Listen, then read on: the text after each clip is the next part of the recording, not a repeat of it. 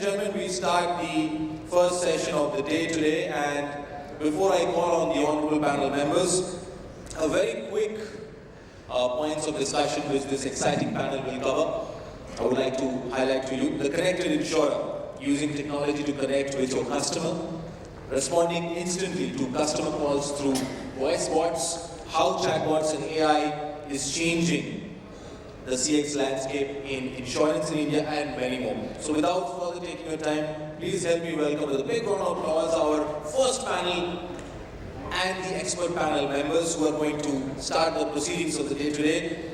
Can I have on stage with a big round of applause Mr. Prasad Pimple, Executive Vice President and Head of Digital Business Unit from Kotak Life Insurance. Prasad, welcome to the panel. And you take your seat. Joining next, we have Ms. Neelakshi, Shalla, Head Transformation Program and Customer Service, Bharti Life Insurance.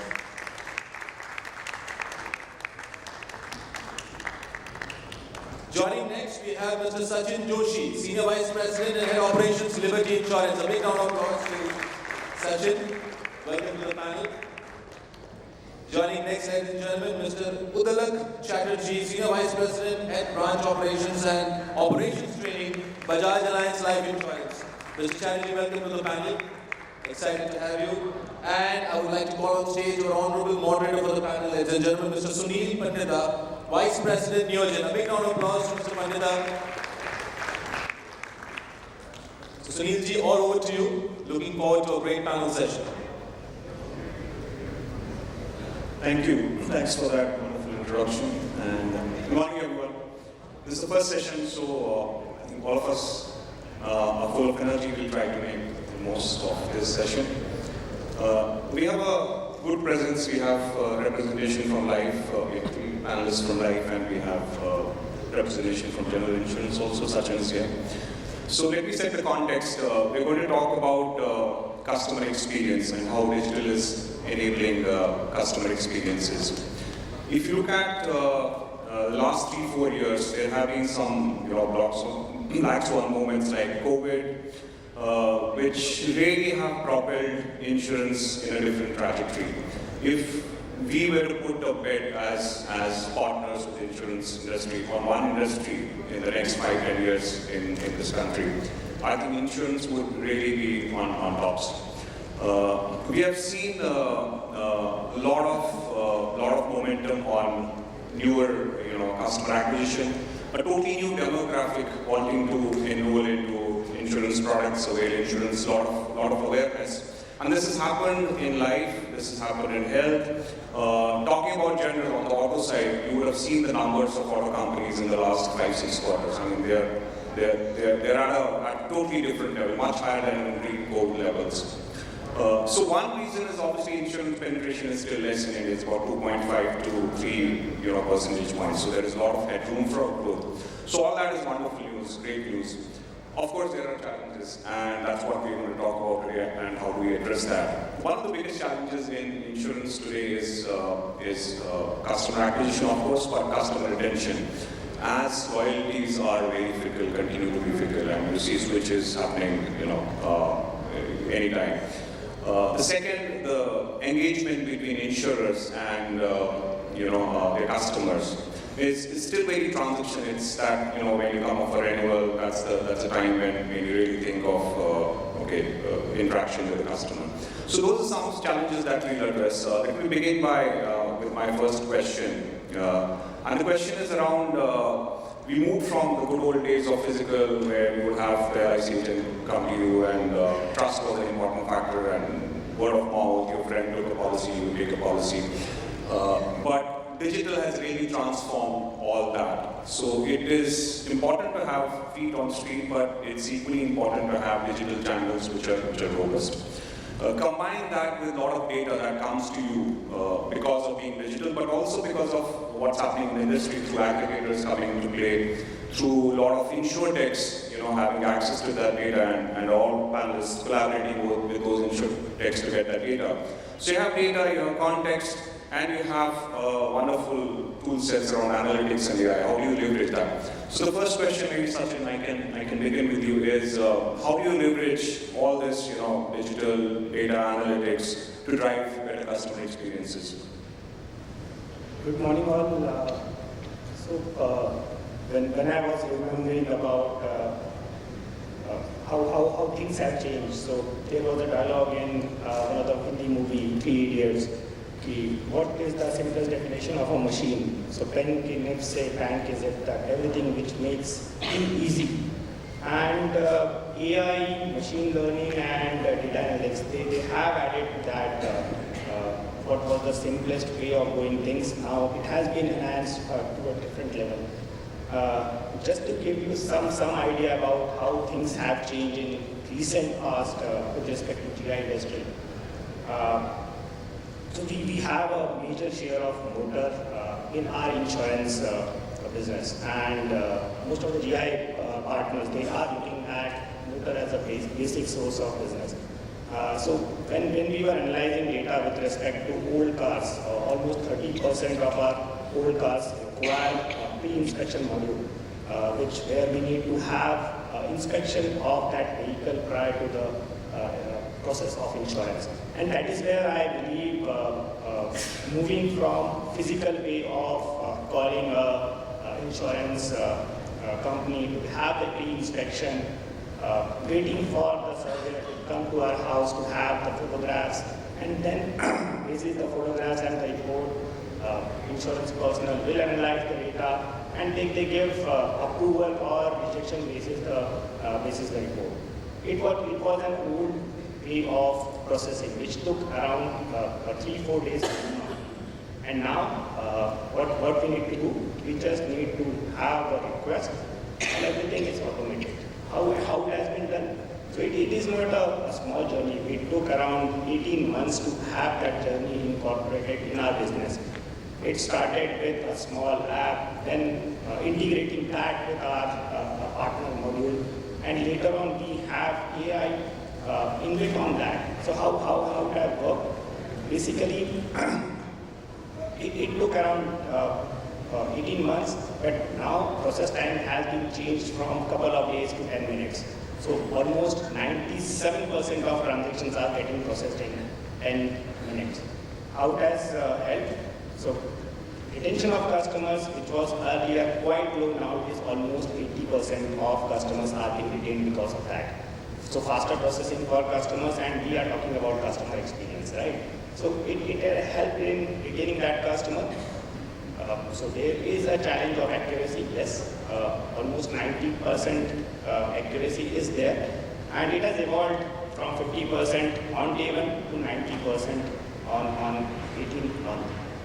How it has helped insurance companies? So we have retained almost 53 million premium because of that. But it has not only helped retention of premium, it has also helped us to identify the customers where the risk of claim is high. And we have identified almost 1,500 such transactions where we have not progressed with the insurance. Right? So it has helped in leakage also, it has helped in retention of customers also. But does it only because of AI? It consists of a khichdi of number of digital initiatives, right? One way we are looking at data, one way we are looking at OCR, one way looking at AI, and it is a mixture of all those things. That has helped us to have that model. So there are various use cases we have. We are using it for claims also, where OCR and AI is helping us to process claims without any manual intervention. And that has helped us to have improved our productivity, faster claim processing for the customer, and that too in a couple of minutes, which was earlier a couple of days affair. So that is where the insurance industry has changed with respect to GI. Thanks, Sachin. Those are very valid points, especially in a product like motor insurance, where the churn rates are very high. I think you probably looked at the customer journeys, mapped that to how to take care of customer loyalty and improve your claims process. So all interest in numbers there. Prasad, how does it relate to what you did, or how you think this translates in the life space? Yeah. So from life insurance perspective and from the physical versus digital business perspective, I'll just give some understanding, my understanding, from the customer experience perspective. So when we talk about a physical channel, the biggest delivery of customer experience happens to the person who is in touch with the customer. Right? That's where the entire brand experience, the entire experience we want to offer to the customer is delivered through. So the challenge is a bit lesser because once we train our person, he will ensure that whatever it takes to make that customer happy, he will do. Whether it is at a time of policy purchase or at a time of servicing, he will ensure that all the systems in the back end he will interact with and he will deliver that experience. Now coming to the digital part of the business, how it happens.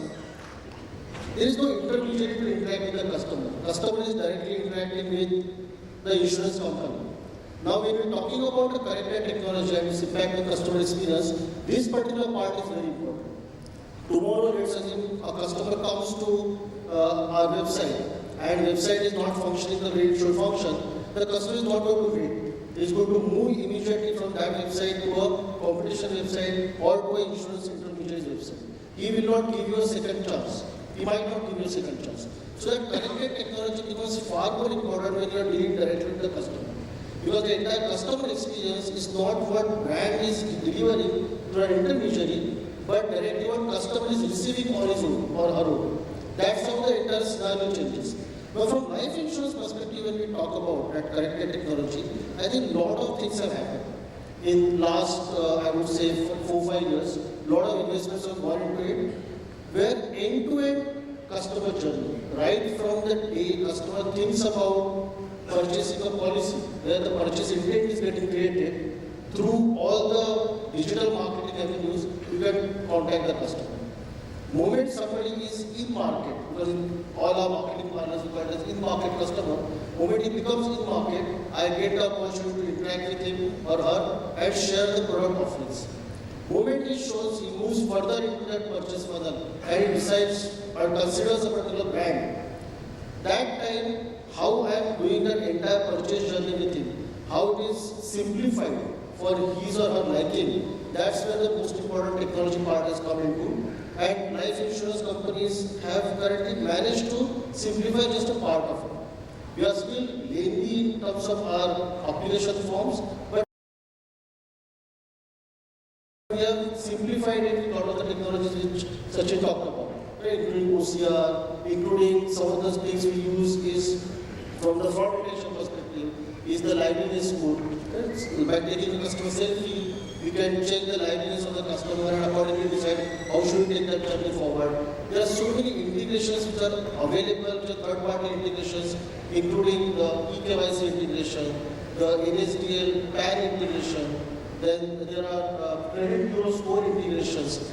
All those integrations have really helped us in terms of making that customer experience more seamless when it comes to purchase journey. And now more things are getting added into it. The one big leg which life insurance has to simplify further is the entire medicals and health declaration what customers are giving. We still have to do the physical medicals. Tomorrow if health data gets exposed to life insurance companies to any form of API, I think that will make the journey simpler further.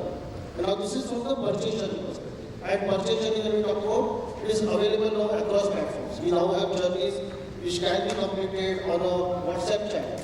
I can complete the entire purchase product on a WhatsApp chat. Obviously, a simplified product has to be there, but that simplification happens. Service perspective, it is completely, I think the entire transformation has happened there, where customers, in case of purchase, they are not moved from physical to digital predominantly, but from servicing, a lot of customers have already moved to the self-help tools, including WhatsApp. Even for kotak Life today, almost 74% of our total transactions are happening through digital mediums, including our website chat, WhatsApp chat. That's where customers are coming and doing most of their transactions.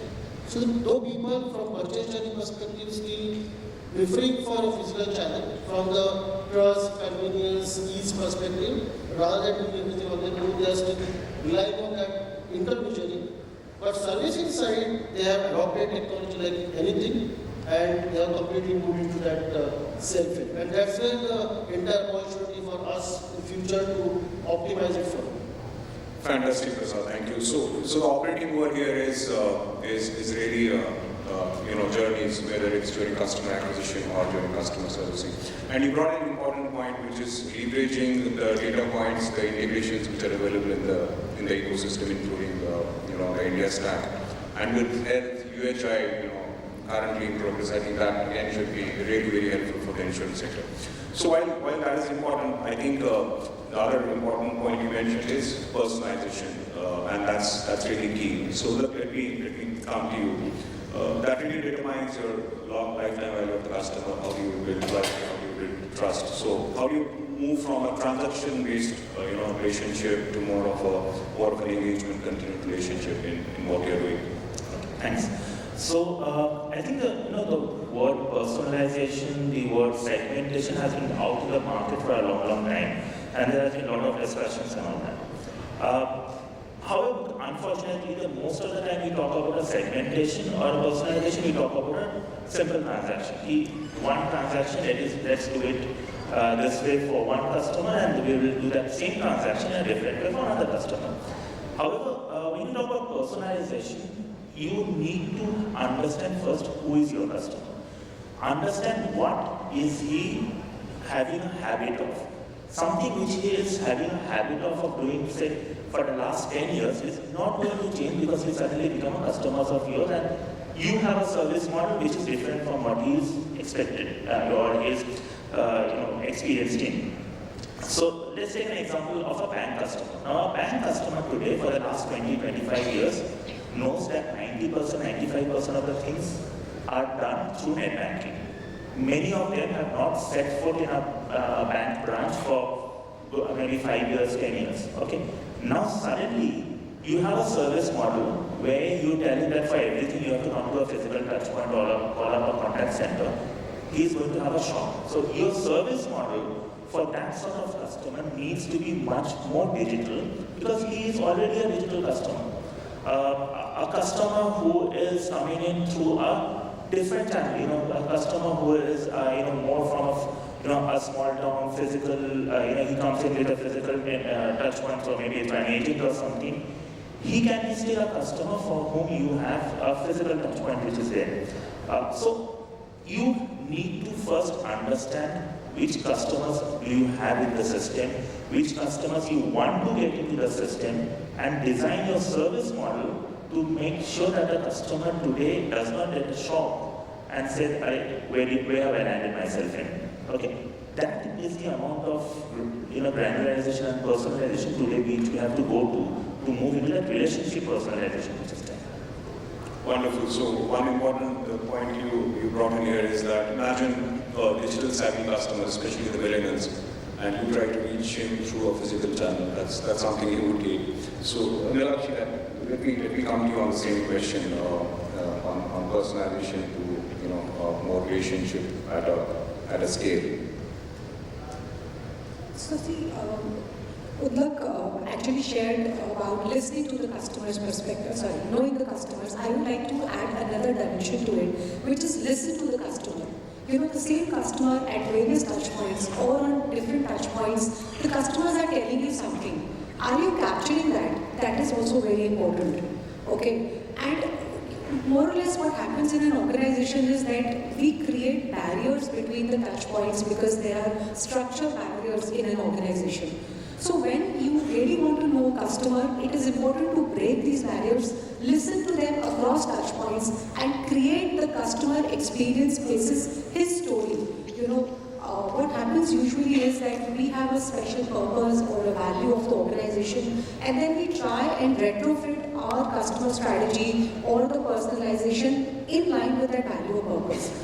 Instead of that, what is really important is how is the customer experiencing you across your various journeys, across your various touch points, and then you try and retrofit that experience basis what it should be or what the customer wants. So that is the personalization that we have to create, and rather than dealing the customer strategy at a transaction level, where I define that, if he's calling at the call center or the customer is contacting me through a WhatsApp bot or listing me on the website, how will my voice chatbot, respond to him?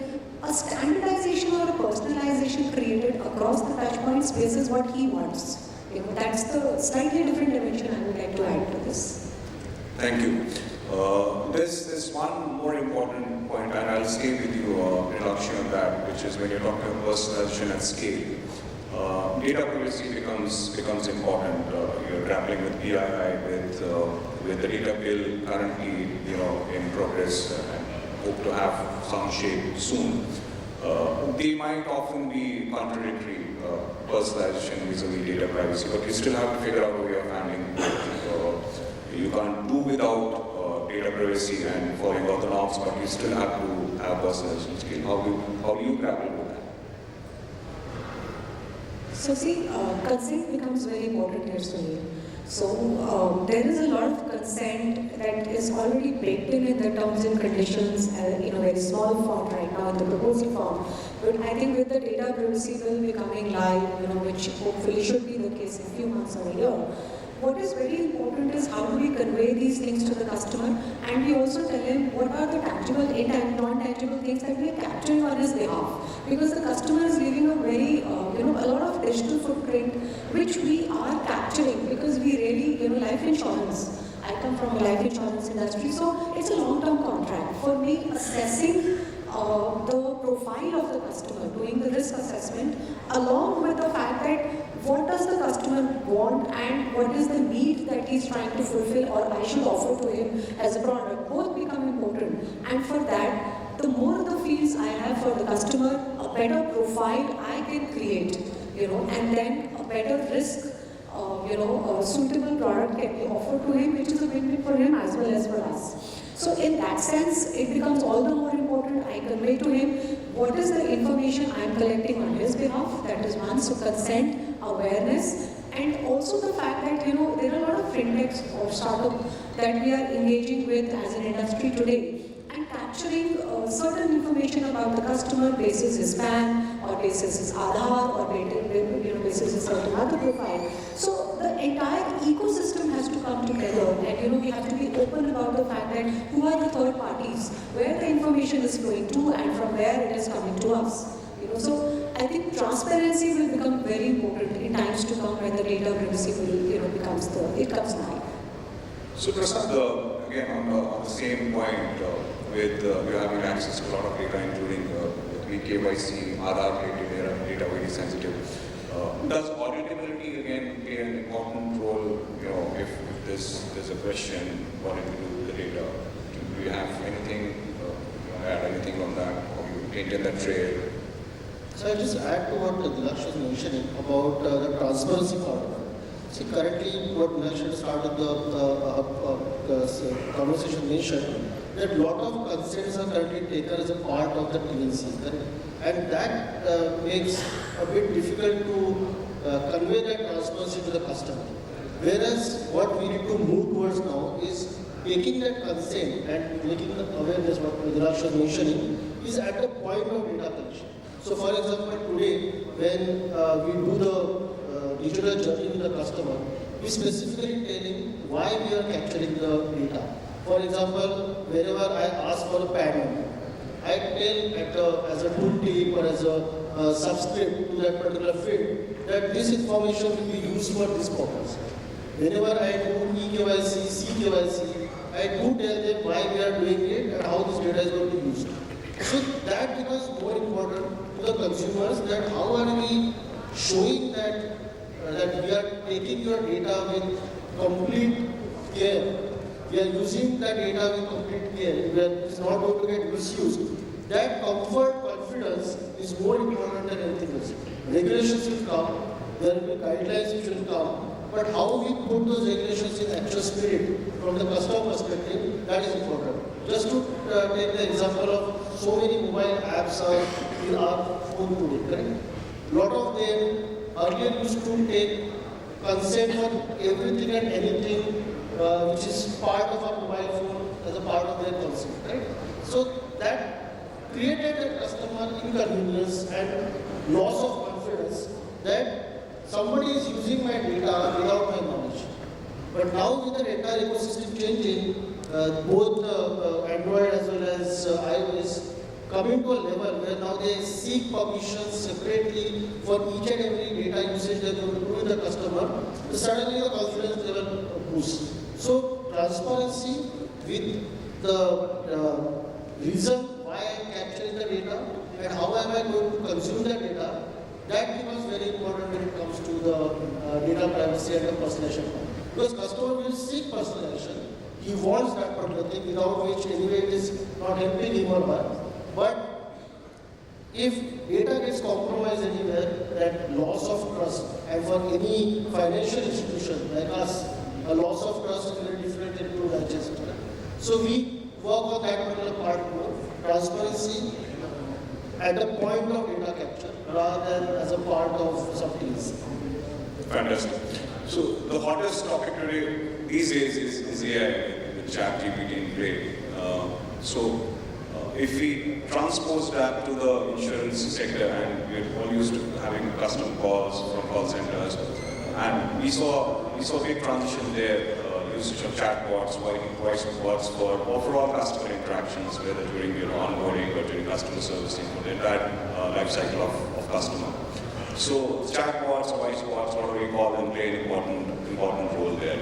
And AI has been playing a big part there. And when you talk of AI, especially in a regulated industry, there are a lot of other elements that kick in. Explainability of the AI, biases, and how you actually derive those benefits. So my next question is to you, Sachin, especially from front-end customer interaction points, usage of chatbots, and how you bring in AI, which is explainable, which is easier to derive benefits out of, and what are your experiences? So, we were discussing on data privacy. So, what the customer wants. He normally wants to complete the transaction as fast as possible, and how we have enabled that in GI insurance industry. Whenever he is entering his vehicle details, we are pulling data from Vahan. Whenever he is entering his personal details, we are pulling personal details from Aadhaar, from CKYC, or from some other source, right? So in this process, what we are doing, we are making his life easy. But there is also a risk. His data is available, which can be pulled out with a web service. A small development of web service, you can pull out the complete details of that customer. So there is a risk involved in that.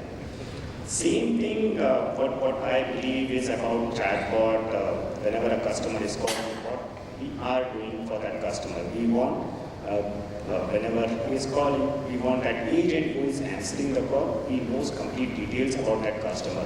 From different sources, we are pulling details, and we are helping him to solve his query as fast as possible. There is a second angle to it. Why do we want a customer to call us and have the service? Prasad mentioned about self-help modules. We have various self-help modules. We have WhatsApp. He mentioned about 74% of transactions are being processed digitally through WhatsApp, through self-help modules, through various apps. GI industry, I believe, is not that tech-savvy, what LI is.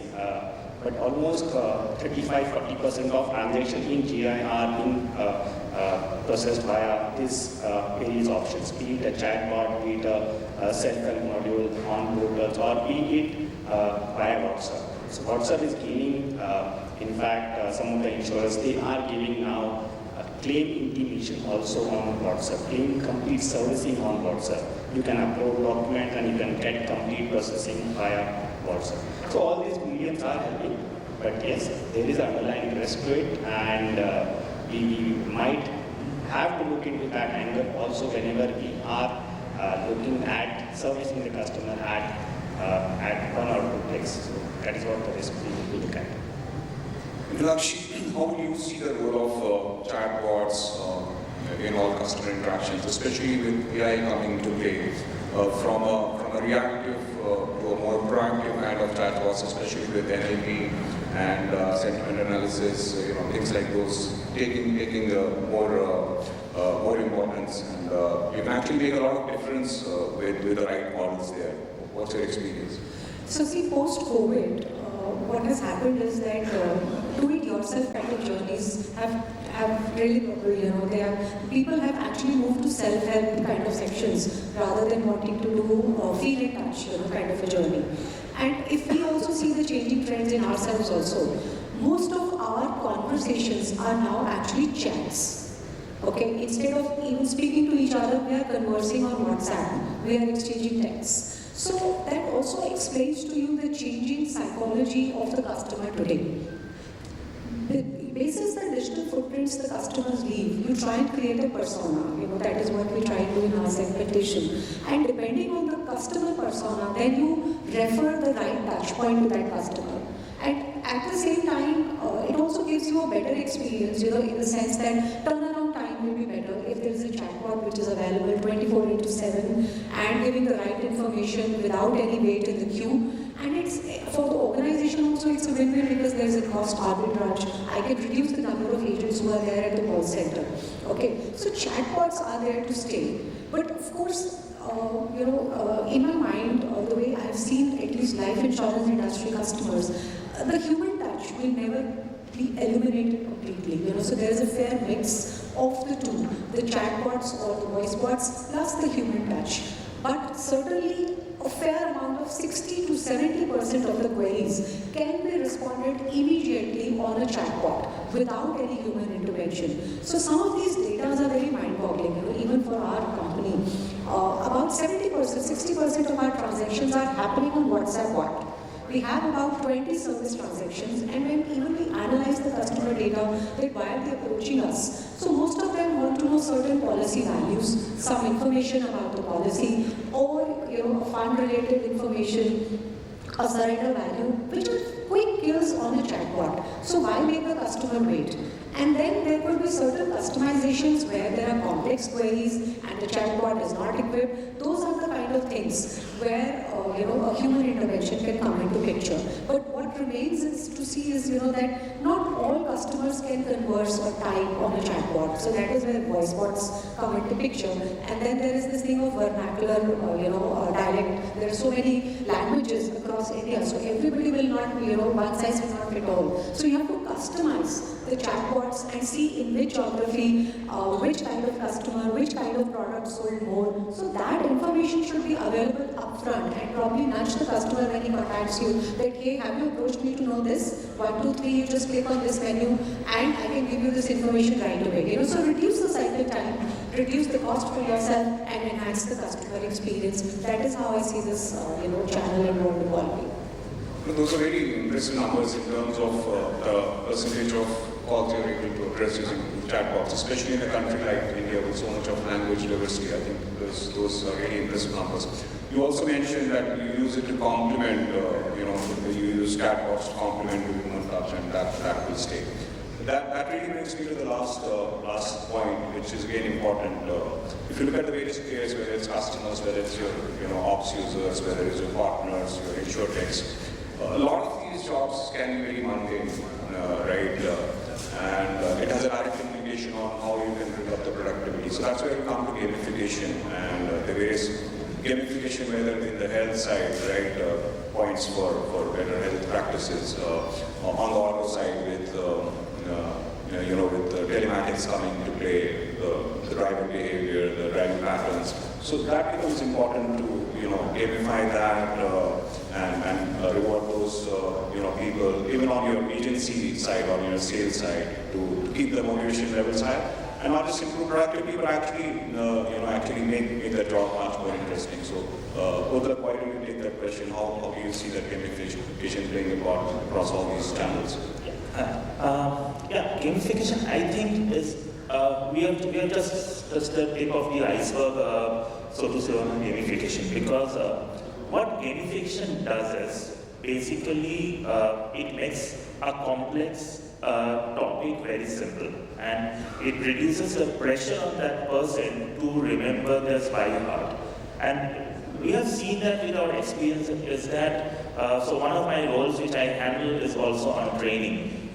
We use gamification in the training, and the absorption of the complex concepts over there, if you put in a gamification module, the absorption by the people are much, much higher, and obviously that leads to a better ROI in the training which is there. Also, what the gamification has brought in is a sense of competition.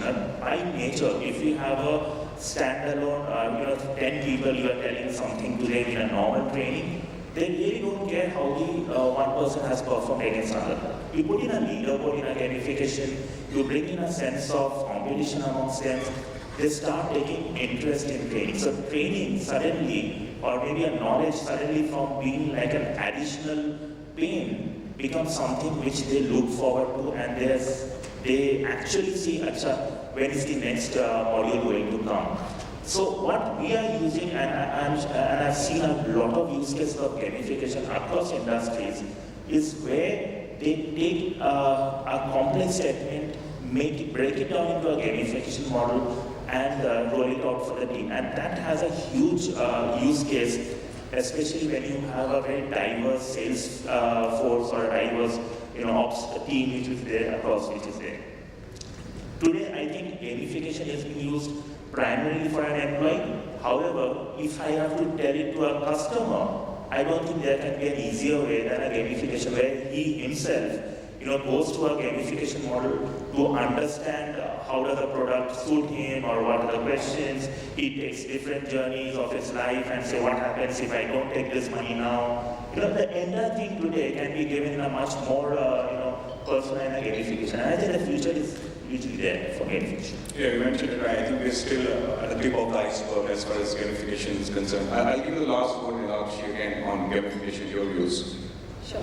So I'll just add to what Uddalak said. A fantastic use case in life insurance, of course, is the purchase journey and the nudges that we can create for the self-service section.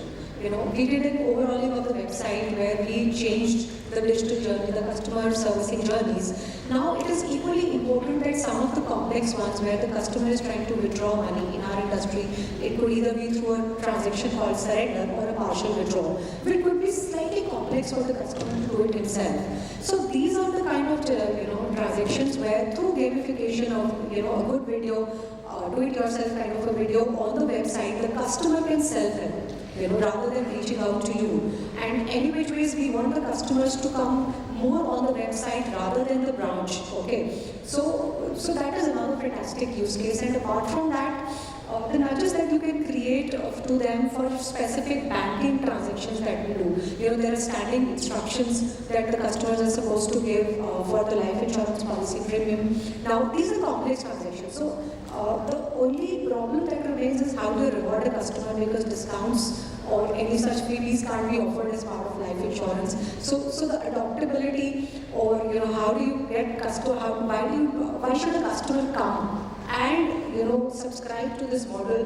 remains a challenge to be solved for. But like Uddalak said, for employees, it's a fantastic way of self-learning. That most of the organizations are now exploring or already using.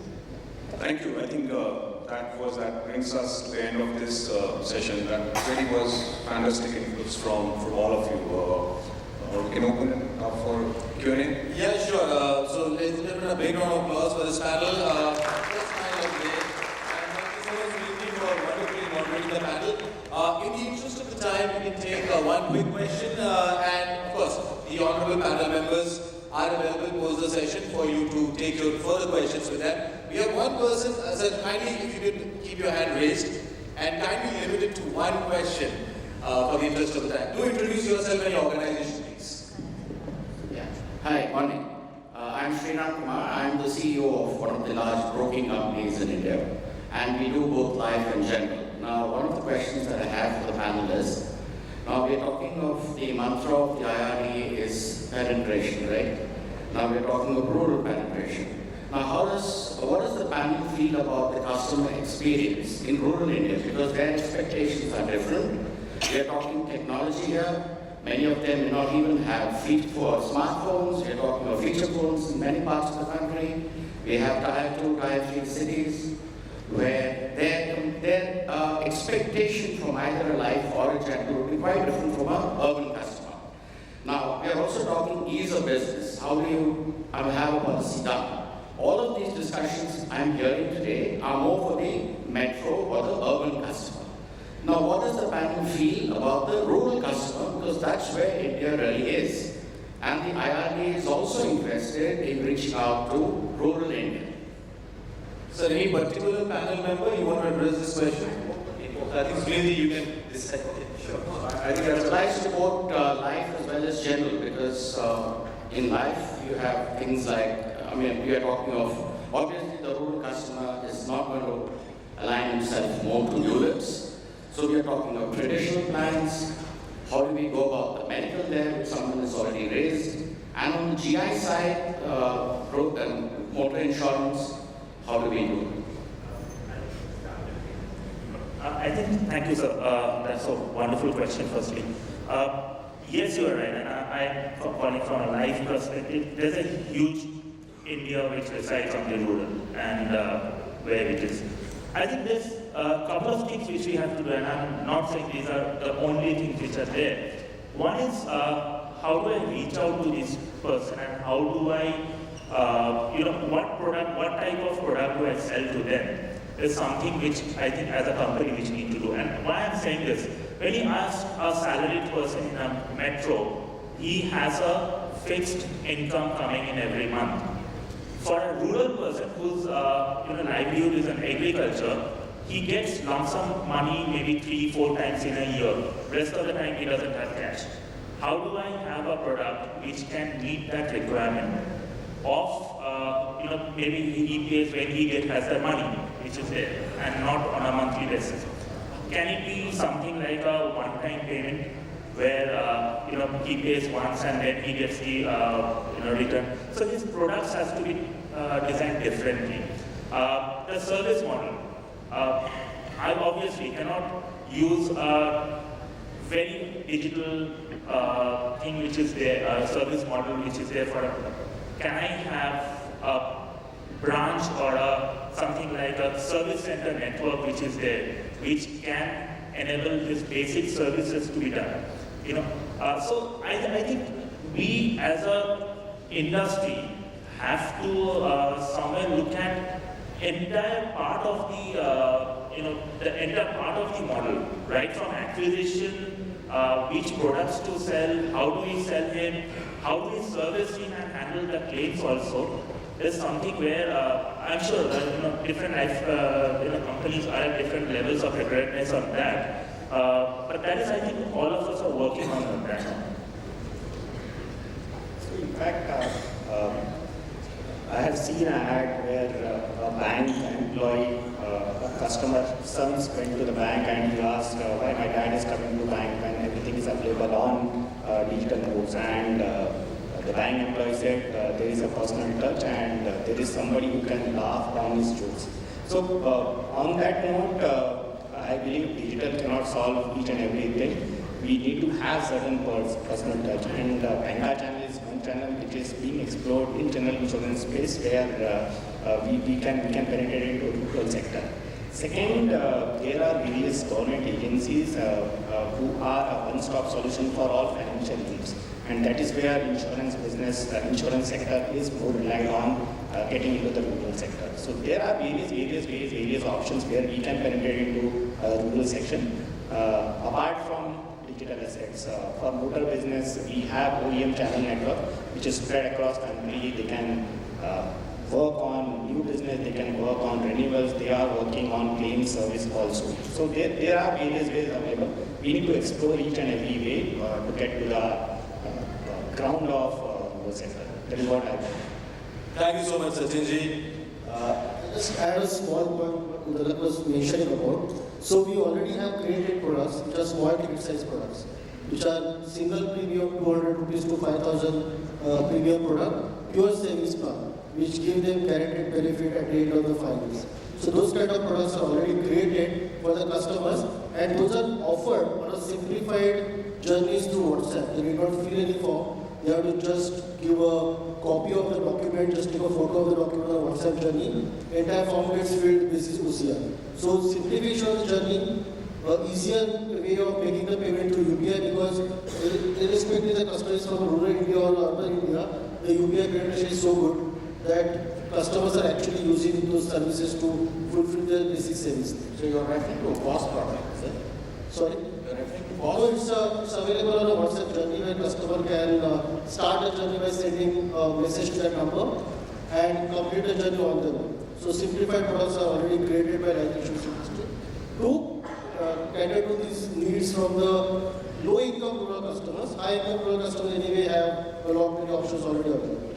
Thank you so much, panel members, and thank you so much for answering those questions.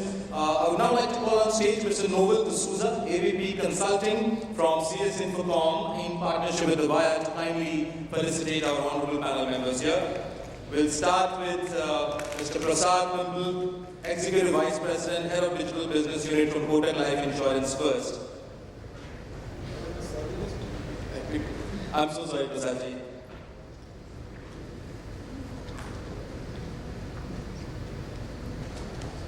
A big round of applause, ladies and gentlemen, Mr. Prasad Pimple, Executive Vice President and Head of Digital Business Unit, Kotak Life Insurance. Thank you so much, Prasadji, for your wonderful contribution in the panel.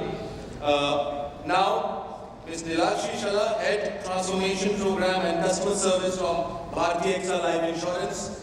A big round of applause to Neelakshi for a wonderful contribution in the panel session. Moving next to Mr. Sachin Joshi, Senior Vice President and Head of Operations from Liberty General Insurance. A big round of applause to Sachin for his wonderful contribution in the panel. Moving next to Mr. Uddalak Chatterjee, Senior Vice President, Head Branch Operations and Operations Training, Bajaj Allianz Life Insurance. Big round of applause for Mr. Chatterjee for his wonderful contribution to the panel session. And now our Honorable Moderator, Mr. Sunil Pandita, Vice President from Newgen. A big round of applause for Sunil for wonderfully moderating this panel session. Panel members would request you to kindly come forward for the group photograph, and Noel, if you could also join them.